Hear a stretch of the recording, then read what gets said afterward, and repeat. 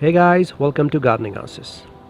अभी सीज़न है बारिश का, या मैं कहूँ कि ये है प्लांट्स का ग्रोइंग सीज़न, जिसमें प्लांट्स बहुत ही अच्छे से और बहुत ही तेज़ी से ग्रो हो जाते हैं।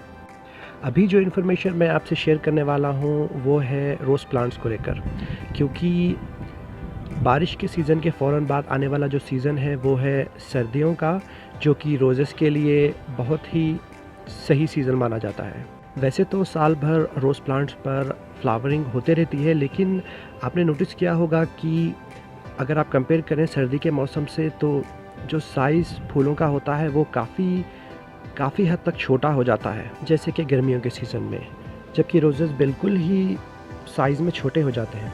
लेकिन सर्दी का मौसम आने तक ये अपना साइज़ बड़ा करना शुरू कर देते हैं।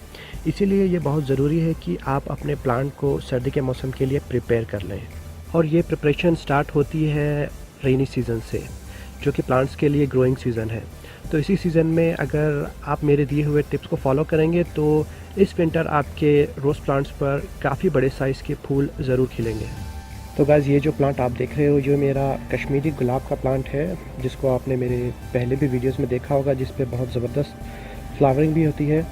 तो सबसे मैंने क्या किया, मैंने इसकी अच्छे से प्रूनिंग कर दी, जो भी इसकी पुरानी ग्रोथ थी और जितने भी इसके डिजीज़ स्टेम्स थे, मैंने उन सबको कट कर दिया कुछ 1-2 हफ्ते पहले। तो आप देख सकते हो इसकी ग्रोथ, जो कि पूरी न्यू ग्रोथ है, नई ब्रांचेस में से आएंगी, जो कि आने वाले सीज़न में ढेर सारे फूल ज़रूर प्रोड्यूस करेंगी। तो सबसे पहले तो आप यही करें कि आप अपने प्लांट की अच्छे से प्रूनिंग कर दें।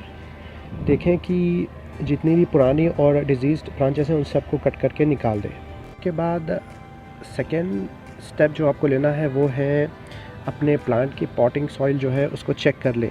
उसकी पॉटिंग सॉइल बिल्कुल नरम होनी चाहिए, सख्त सरफेस बिल्कुल भी नहीं होनी चाहिए। और उसके साथ अगर आप चाहें तो इसमें ऑर्गेनिक मैटर ज़रूर मिला दें, ताकि वक्त के साथ वो अपने न्यूट्रिएंट्स इसकी सॉइल में रिलीज़ करता रहे। जो फर्टिलाइज़र मैं यूज़ करता हूँ, अगर आप वो इस्तेमाल करना चाहते तो उस वीडियो का लिंक अभी फ्लैश होगा टॉप राइट हैंड कॉर्नर में, तो आप उसे क्लिक करेंगे तो आपको मैं बताऊँगा उसमें कि रोज़ेस के लिए फर्टिलाइज़र कैसे बनाएं।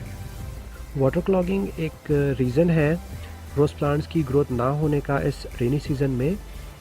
वाटर क्लॉगिंग यानी पानी का पॉट में रुक जाना, यानी आपके पॉट के जो ड्रेनेज होल्स हैं उसमें से पानी बह नहीं पा रहा, इसीलिए पानी पॉट में रुका रह रहा है, जिसकी वजह से आपके प्लांट की रूट्स गल रही हैं।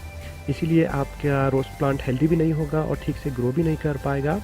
इसीलिए विंटर सीज़न में अगर तब तक आपका प्लांट सर्वाइव कर ले तो उस पर ठीक से फ्लावरिंग भी नहीं होगी। तो इसीलिए आप चेक कर लें कि आपके प्लांट्स के जो पॉट हैं उनका ड्रेनेज होल ठीक से पानी को ड्रेन आउट कर रहा है या नहीं। अगर नहीं कर रहा है तो आपको दोबारा से उन होल्स को खोलना होगा या फिर आपके प्लांट को रिपॉट ही करना होगा।